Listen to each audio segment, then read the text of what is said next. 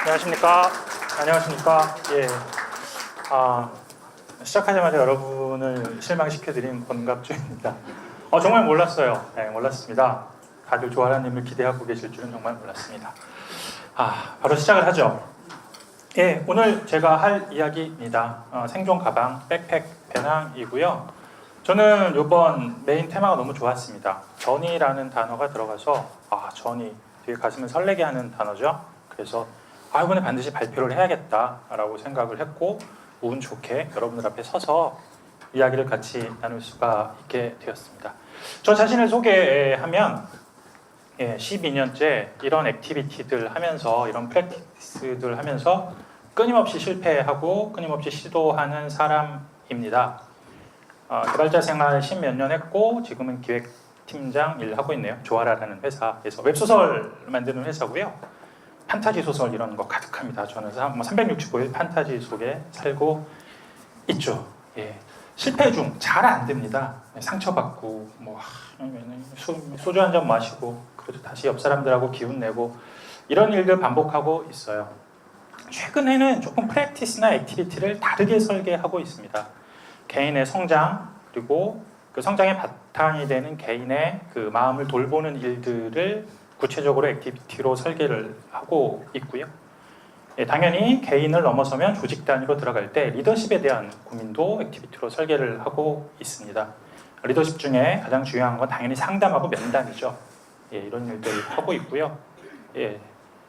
다음 단계는 역시 전 조직 문화에서 가장 결국은 가져가야 되는 것이 아침에 그 오프닝 세션에서도 이야기하셨는데 학습하는 조직을 만드는 게 되게 중요하다고 생각을 합니다. 그래서 저의 액티비티의 대부분은 사실 학습하는 조직 문화를 만드는 일로 구성이 되어 있어요. 그런데 당연히 잘 안 됩니다. 그래서 사실은 12년째 실패 중이라고 저 자신을 소개하는 거죠. 너무나도 사랑하는 제랄드 와인버그님 얼마 전에 돌아가셨죠. 그리고 역시 또 사랑하는 조승빈님이 번역하신 책이고요. 테크니컬 리더를 보다가 커다란 제가 이 대가의 통찰을 훔쳤습니다. 제랄드 와인버그가 평생 핀볼이라는 게임을 해왔죠. 핀볼의 시간에 따른 그 수행 능력 그래프, 가로세로 축으로 만들어 놓은 그래프예요. 이걸 이력선이라고도 부릅니다. 정비례할 것으로 생각됐던 나의 실력 향상 그래프는 사실은 정비례가 아니라 계단형으로 움직이더라. 여기까지는 괜찮은 것 같아요. 저는 나이를 계단형으로 먹은 것 같거든요. 26살, 32살, 지금은 아마 36살쯤 먹은 그런 철없는 상태로 살고 있는 것 같습니다. 근데 가장 인상적인 건 사실 저 세 번째 겁니다. 계단형으로 성장하는 것 같지만 사실은 떨어지는 시기가 반드시 존재하고 사실은 저 떨어지는 시기 때문에 급성장의 시기가 다시 도래한다는 그 사실이죠. 끊임없이 실패 중이다라고 인식했던 그 순간 저는 언제나 떨어지는 시기였고 덕분에 끊임없이 시도하는 사람이다라고 저를 위로할 수가 있었어요. 손으로 제가 다시 대충 그린 겁니다. 와인버그님의 그 조그만 그림을 협곡과 고온이 존재하고 고온으로 올라가는 급성장의 시기 전에 반드시 우리는 불편함을 겪게 돼요. 다음 단계로 넘어가기 위해선 평소 안 하던 거 해야 되거든요. 늘 하던 거 버리고 새로운 거 해야 되잖아요. 그거 하면 익숙하지 않으니까 당연히 불편하죠. 제랄드 와인버그는 그걸 협곡이라고 얘기합니다. 이거는 제가 앞에서 이력선이라고 설명드렸던 것을 팀 내 워크샵을 통해서 진행했던 겁니다. 15명 하고 했어요. 제가 새롭게 개발팀장으로 들어갔을 때 이전 개발팀장님이 아주 안 좋은 모습으로 회사를 그만두셨고 팀의 멘탈은 바닥을 치고 있었을 때였는데 팀을 다시 리빌딩 해야 되는 시점에 우선은 그들의 이력을 좀 알았으면 좋겠어 하고 그림을 그려달라고 부탁을 했는데 저희 팀원들은 제랄드 와인버그 누군지 모르고 평생 이력선 그려본 적 없습니다. 그런데 신기하게도 비슷하게 그리죠. 비슷하게 그립니다. 사람은 다 비슷해요. 비슷하게 그렸다는 것보다 사실 중요한 것은 자기 자신을 돌아보고 자기가 힘들었던 순간과 성장의 순간을 다른 팀원들 앞에서 이야기하는 그 순간 덕분에 제가 의도치 않게 팀의 상처가 아물기 시작하는 그런 짜릿한 경험을 했습니다. 구체적인 액티비티에 대해서는 뭐 다른 시간에 설명할 수 있는 기회가 될 것 같아요. 오늘 하려고 하는 이야기는 사람들 다 비슷한 히스토리 가지고 있다는 겁니다.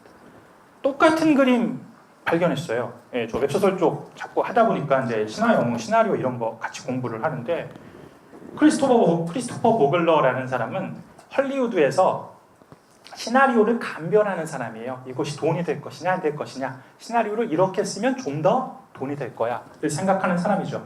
뭐 몇만 편의 시나리오를 그동안 봤다고 합니다. 그리고 시나리오는 이렇게 써야 돈을 벌어 라고 해놓은 게 저 그래프죠. 앞에 이력서 그래프랑 상당히 비슷합니다.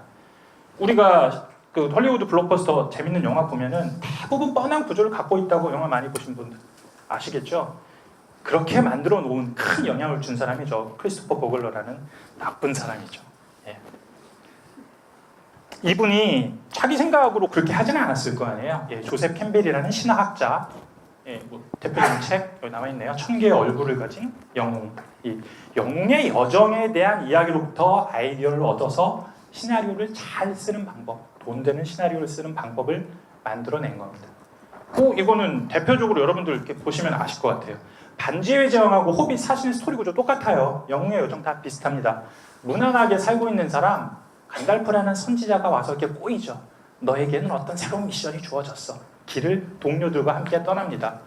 티격태격하면서 멘토도 만나고 적도 만나고 중간에 한번 죽을 똥 살똥하는 과정 거치고 나서 다시 태어나고 어떤 그 이제 뭐 커다란 성과물을 하나 가지고 고향으로 돌아오는 이 기본 구조, 대부분의 영화가 다 이 구조를 가지고 있습니다.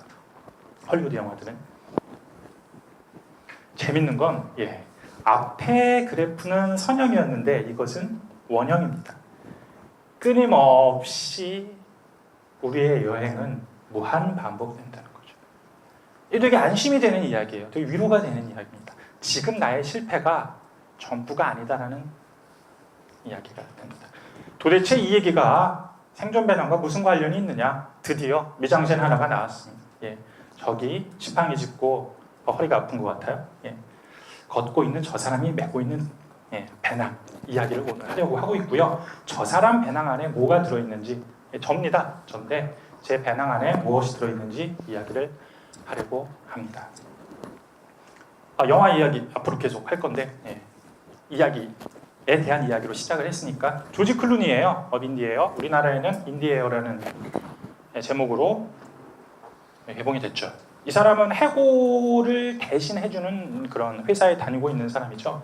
20년 넘게 아마 미국 전역을 다니면서 해고만 대신 해주는 겁니다. 너 파이어라고 말하는 건 누구에게나 너무 힘든 일인데 이 사람은 너무나 능숙하게 그걸 잘 말해요. 그 일만 해내는 사람이죠. 갑자기 이제 이 얘기가 나온 이유는 이분의 두 번째 직업은 동기부여 전문가입니다. 왜 동기부여 전문가냐? 이 사람은 영화 마지막 부분에 1000만 마일 여행했다고 되게 플래티넘 카드 같은 걸 하나 받아요. 비행기 내에서. 1000만 마일은 어느 정도의 거리냐면 지구에서 달까지 왕복을 하면 40만 마일입니다. 20년 동안 이 사람이 비행기 타고 다닌 길이 1000만 마일이었던 거죠.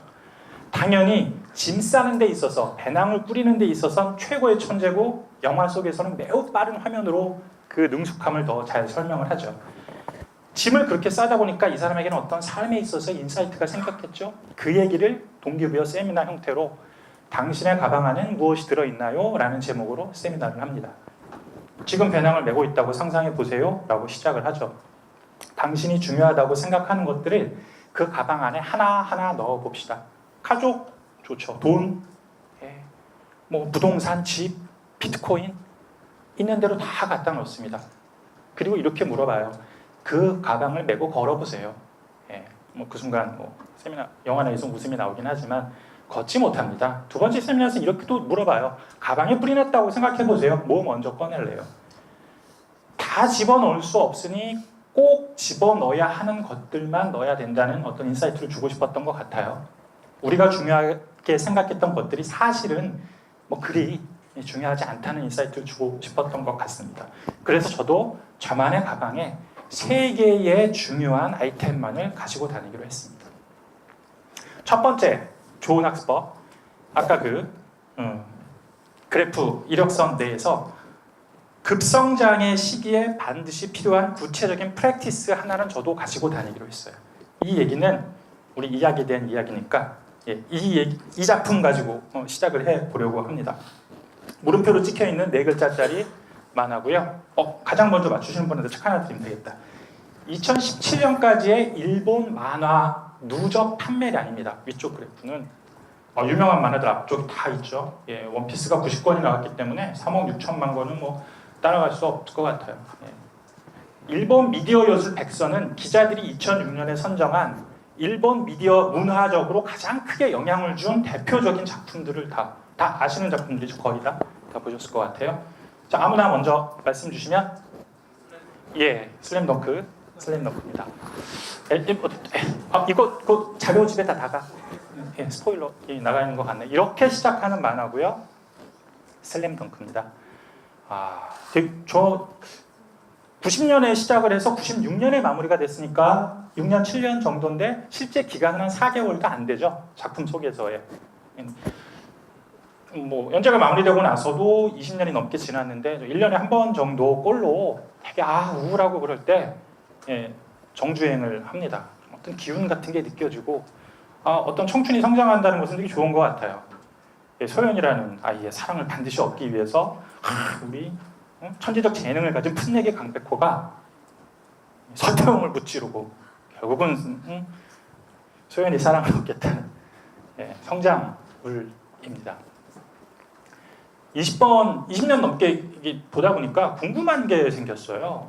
왜 우리가 예상하는 결정적인 순간에 강백호는 슬램덩크를 해야 되는데 슬램덩크를 하지 않습니다. 혹시 슬램덩크 안 보신 분들? 없으시군요. 축구왕 슛돌이는 결정적인 순간에 독수리 슛을 해요.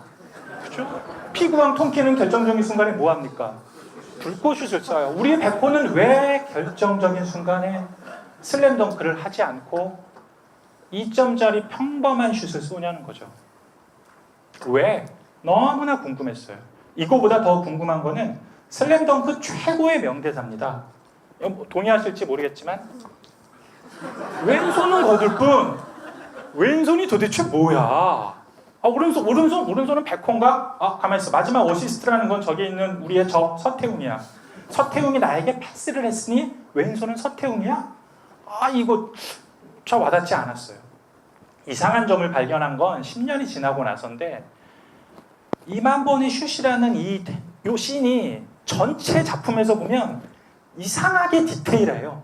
이 부분에 대해서 작가가 너무나도 상세하게 설명을 하고 있습니다. 좀 위화감이 느껴질 정도죠. 지옥 훈련을 하라는 이야기 같아요. 지옥 훈련을 한다는 것은 모든 영웅들이 거쳐야 하는 과정인데 되게 비장한 음악이 쫙 깔리면서 그냥 짧게 지나가잖아요. 근데 여기선 매우 구체적으로 나옵니다. 구체적인 이야기 잠시 후에 드릴 건데 이 비밀을 알게 된 것은 2015년에 김창준님 대표가 프로그래밍 어떻게 공부할 것인가 라는 동영상을 올리셨어요. 우연히 알게 돼서 봤는데 여러분들에게도 반드시 권하는, 성장을 위해서 반드시 권하는 레퍼런스입니다. 효과적 학습법의 조건 4가지를 해당 영상에서 말하고 있는데 잘 정의된 작업, 적절한 난이도, 때에 맞는 풍부한 피드백과 반복 실수 교정의 기회에 대해서 이야기하고 있습니다. 이거 보고 되게 깜짝 놀랐거든요. 하나하나 보면 잘 정의된 작업이라는 것은 나는 다이어트를 해야 돼를 목표로 그 목표죠. 그 목표를 태스크로 정의하지 않고 하루에 1시간씩 줄넘기 1000개를 할 거야 라고 구체적으로 태스크를 정의하는 게 잘 정의된 작업. 적절한 난이도. 반사망원경 되게 천문학 쪽에서 생각하는 어려운 그 망원경 같아요. 아마추어들에게 이 망원경 만드는 것을 가르칠 때 6인치짜리 커다란 망원경을 만드는 것을 여러 번 반복시키는 것보다는 4인치 먼저 만들게 하고 6인치를 만들게 하니 훨씬 더 수월하게 만들더라. 여러분들 상식적으로 그럴 것 같죠? 사실은 그렇지 않습니다. 스노우보드를 알려달라는 제 후배에게 제가 한 짓이 그렇죠. 처음에 맞게 낙엽 가르쳐요. 그 다음에 곤돌라 타고 최상의 코스로 올라갑니다. 그리고 네가 여기서 3시간 걸려서 내려오면 넌 그 다음부터 혼자 잘 탈 수 있을 거야. 너의 실력은 그렇게 향상시키는 거란다.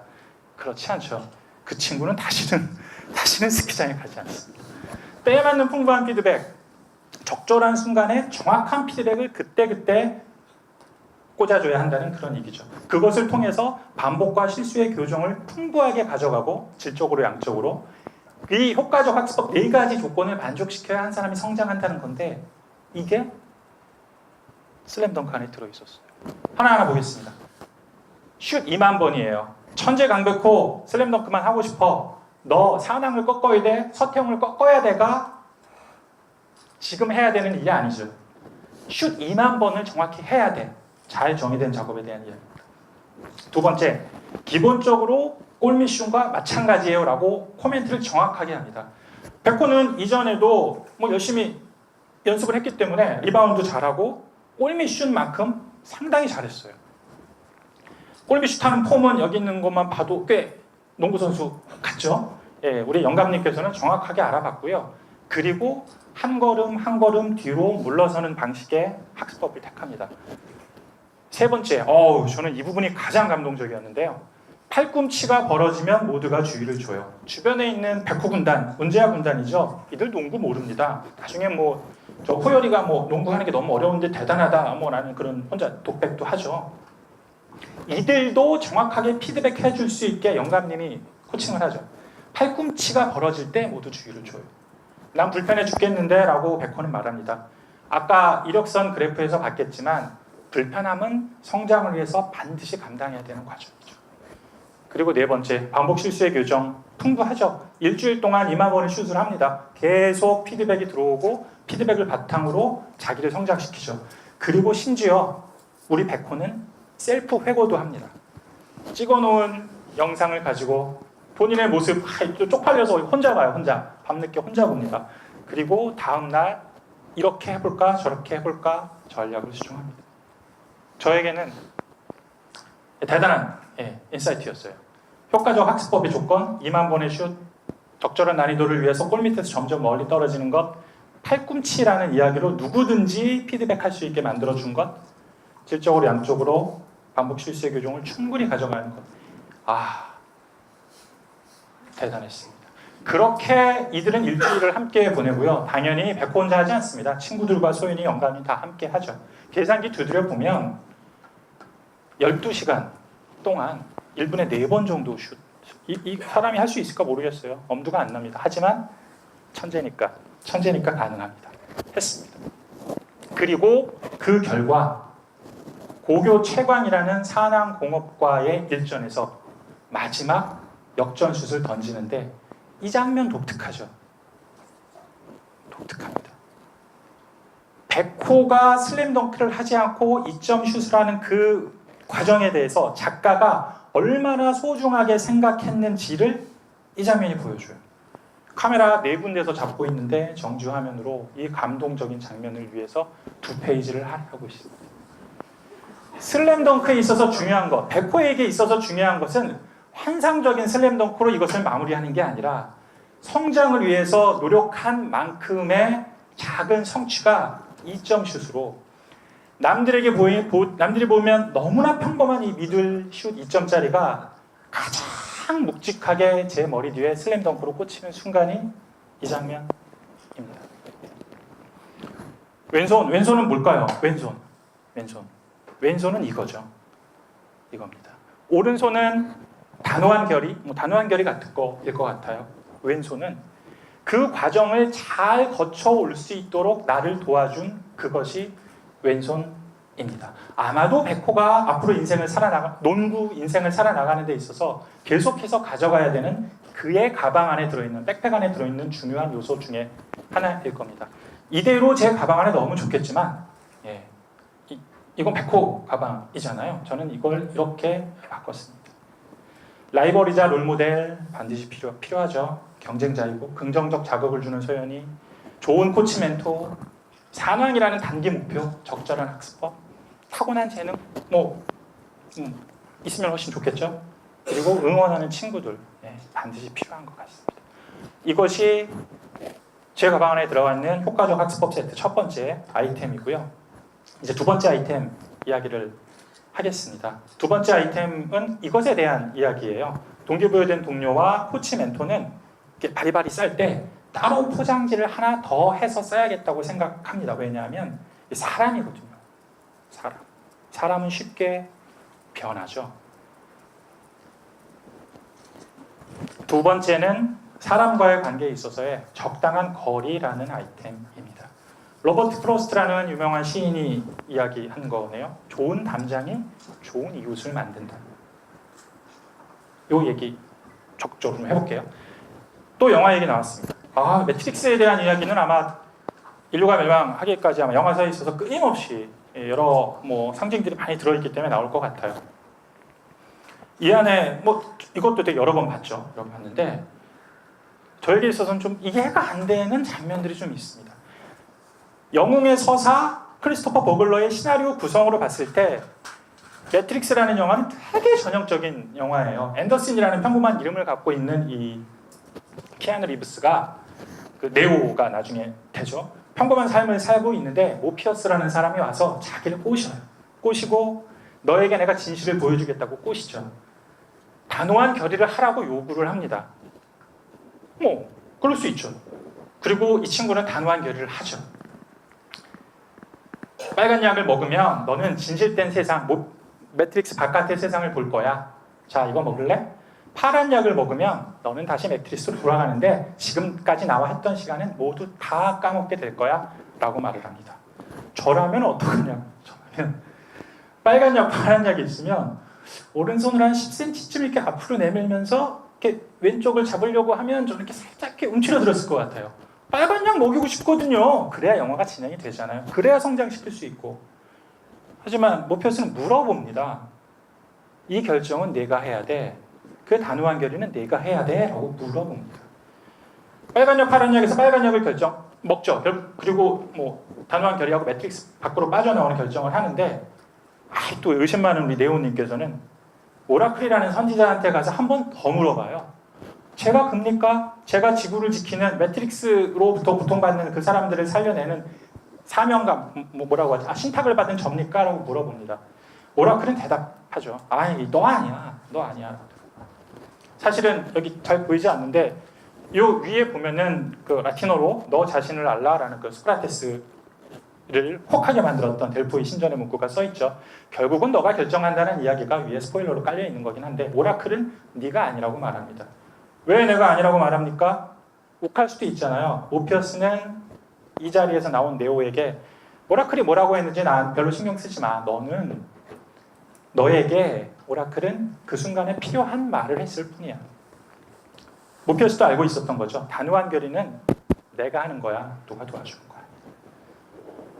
저는 못해요. 제가 오라클이었으면 자 여기 앉아봐. 너는 엄청난 포텐셜을 갖고 있고 엄청난 개발 능력을 갖고 있으니까 네가 이 회사를 살려야 돼. 슈퍼 개발자의 길을 한번 가보자 라고 15명 모두에게 말을 합니다. 안 되죠? 안 돼요. 그때만큼은 리더십 점수가 상당히 올라가요. 긍정적 리더십으로 나에게 펌핑해주는 리더야. 좋은 팀장님. 하지만 이틀만 지나도 정말 똑같아집니다.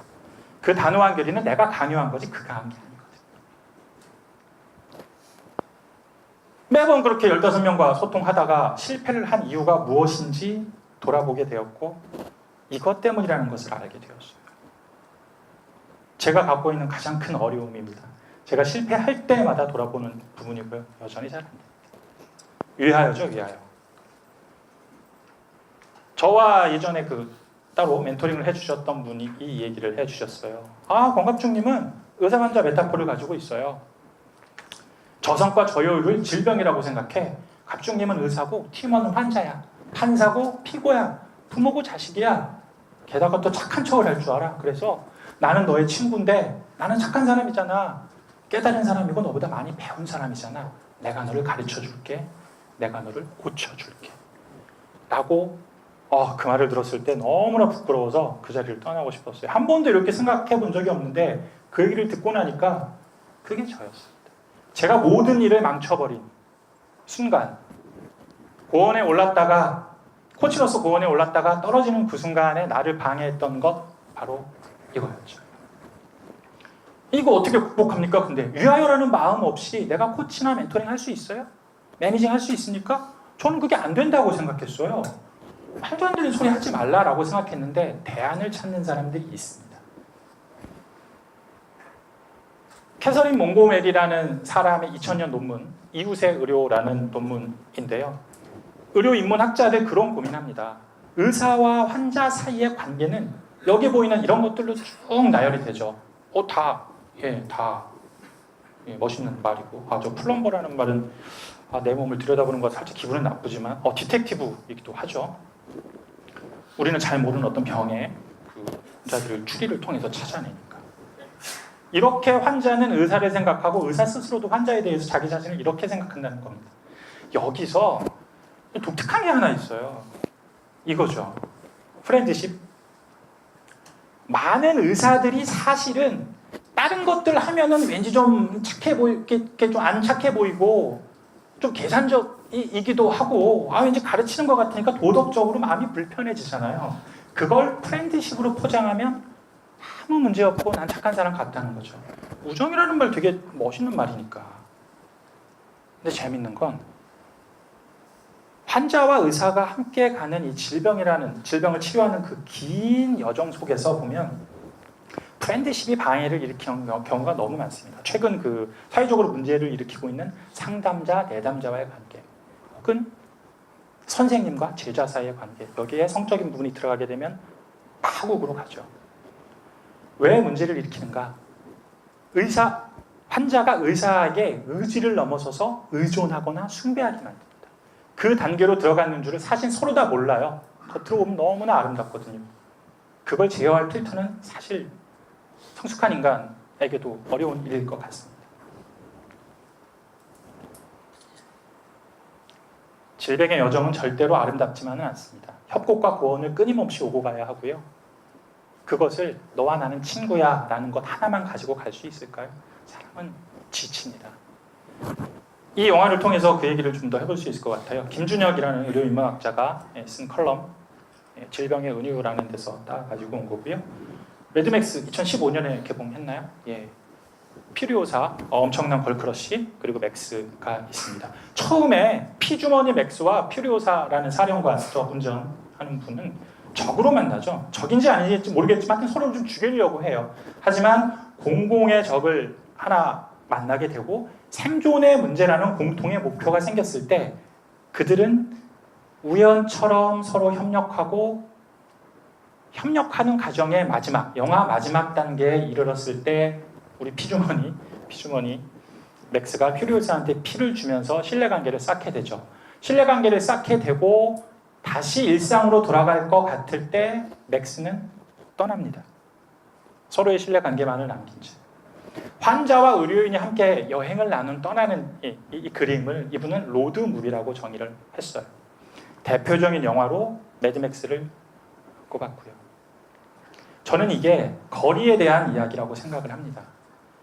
거리가 얼마나 중요한지 오라클도 잘 알고 있었고 모피어스도 잘 알고 있었고 퓨리오사와 맥스도 매우 잘 알고 있었을 겁니다.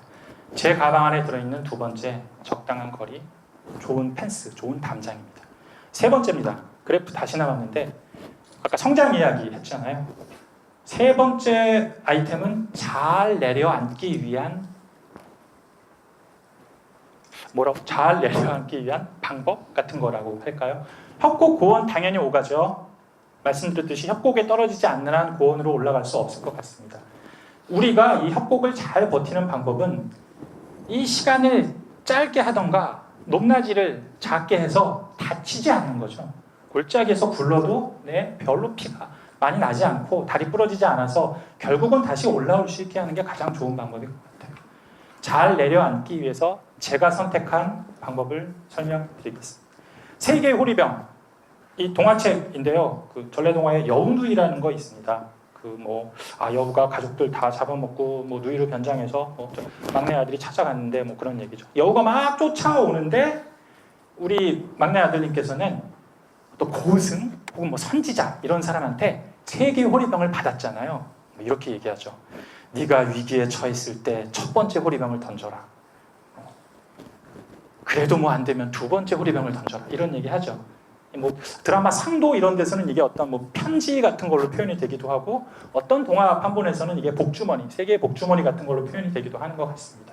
첫 번째 던졌더니 가시덤불이 나와서 길을 막고 근데 여우는 또 헤쳐나오고, 두 번째는 뭐 강물 흐르고, 세 번째 불이 나와서 이렇게 하는 거죠. 위기의 순간에 나 자신을 지키고 내가 일어설 수 있게 하는 세 개의 호리병을 저는 가지고 있습니다. 그 호리병은 첫 번째는 도쿄의 인사이트 창고라는 도쿄에 계신 개발자분이신데 정수현 님이라는 개발자분이에요. 리추얼로 가져가고 있는 것 중에 하나가 제가 금요일 아침 8시만 되면 이분하고 스카이프로 30분씩 통화를 합니다. 이분은 저와는 완전히 다른 분이세요. 우선 지리적으로 도쿄에 계시기 때문에 1년에 한 번 볼까 말까, 지금까지 2번밖에 못 봤어요. 이분 한국에 오셨을 때. 저는 매니저고 이분은 매니저가 아닙니다. 팀원으로 일하세요. 저는 현재 기획 일을 하고 있고 이분은 개발 일을 하고 있어요. 그러니까 어줍지 않게 저를 위로한다고 제 회사 상황에 대해서 바타바타 얘기하지 않으세요. 서로 갖고 있는 어려움을 이야기하면 저라면 이렇게 했을 것 같아요. 저라면 이렇게 했겠네요. 이런 얘기를 가볍게 나눕니다. 대부분 제가 일주일 동안 받았던 스트레스는 금요일 오전에 풀리는 편이에요. 그게 잘 안 될 때는 두 번째 호리병을 던지죠. 거기서는 바람 같은 멘토분이 나오는데 저에게 그분은 작년에 마젤란 홀에서 그 조직의 심리적 안정감에 대해서 강의하셨던 이재면님이라는 분인데 이분 상당히 불친절합니다. 바람처럼 툭툭 몇 가지 키워드만 던져요. 갑중님, 이거 3년 전에 나한테 했던 얘기 똑같잖아. 그때도 그런 어려움 겪고 있었잖아. 뭐야, 지금 다른 사람 혼자 위하겠다고 혼자 쇼하고 있는 거야? 잘난 척하고 있는 거야? 이렇게 던지고 슝 사라져요. 카카오톡으로 혹은 전화로. 그러면 저는 또 그 순간에 내가 또 그랬구나. 다시 저를 돌아볼 수가 있습니다.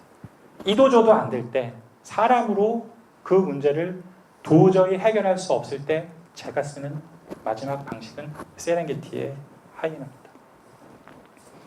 동물의 왕국 좋아하는데요. 이게 동물의 왕국에서 봤는지 내셔널 지오그래픽에서 봤는지 BBC에서 봤는지 잘 모르겠습니다. 멘트가 이렇게 시작되죠. 세렝게티 초원에 우기가 시작됐습니다. 세렝게티 초원에 비가 내리면 그들은 싸움을 멈춥니다. 그리고 그들은 뭐 할까요? 비 오면 뭐 할까요? 뭐해? 초식동물이 됐든 사자가 됐든 영양이 뭐 합니까? 비를 맞습니다. 세계 호리병도 안 돼.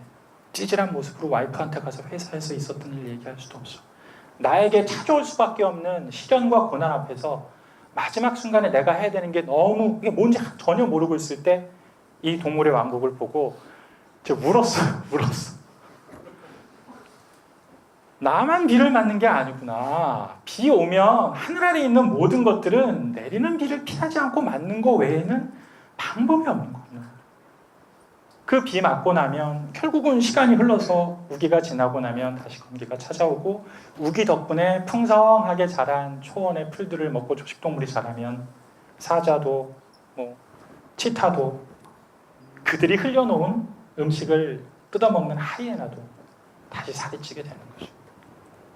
저의 세 번째 배낭 안에 들어있는 아이템입니다. 거의 마지막 단계에 와 있네요. 배낭 안에 들어있는 세 개 말씀드렸어요. 효과적 학습법 세트인데 세트라고 표현을 한 이유는 이게 제가 앞쪽에 쭉 나열했던 조직 내에서 제가 하고 있는 액티비티들 31가지 우연히 막 해보니까 31가지더라고요. 베스킨라빈스 31인데 그거 하고 나면 제가 워크숍 하고 나면 친구들한테 이렇게 아이스크림 돌리고 그렇습니다. 근데 그것을 설계할 때 가져갈 수 있는 원칙으로 되게 좋아요. 4가지 조건을 만족시키는지 보고 강백호에게 있었던 라이벌, 단기적인 목표, 응원해주는 사람, 좋은 코치 멘토의 학습법까지 이런 요소들을 체크리스트로 만들어 놓고 내가 만든 이 액티비티가 도움이 될 만한지 하나하나 체크하고 보강을 합니다. 두 번째는 쿠펜스. 그것을 보강하고 있을 때 저는 되게 기쁜데 꼭 조심하죠. 이 적당한 거리를 반드시 지켜야 돼. 너무 들어가면 안 돼. 단호한 결의는 백호가 하는 거지 영감님이 하는 게 아니야. 쿠펜스, 적절한 거리죠. 그리고 이런 것들 하다가 도저히 안 될 때 3개의 호리병을 하나씩 사용합니다. 말씀드렸듯이 첫 번째 호리병은 금요일마다 사용하고 있고요. 두 번째 호리병은 올해 한 2번 정도 쓴 것 같아요. 세 번째 호리병은 우리 세렝게티 하이에나는 당연히 아직 안 썼습니다. 너무나 고맙게도 이것이 저의 전이 영원한 여행에 제가 들고 다니는 가방 속에 들어가 있는 3가지 요소입니다. 이제 마지막이 되겠네요. 이터널 전이라는 저 쓸쓸한 말.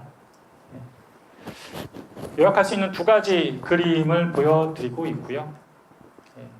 여러분들에게 묻고 싶습니다. 여러분들은 와인버그의 이 성장 그래프에서 지금 어디쯤 계십니까? 조셉 캠벨이 그린 저 영원한 여행길에 여러분들이 지금 어디쯤 계십니까? 여행자로서 당신의 가방 안에 들어있는 필수 아이템은 무엇입니까? 여기까지입니다. 감사합니다.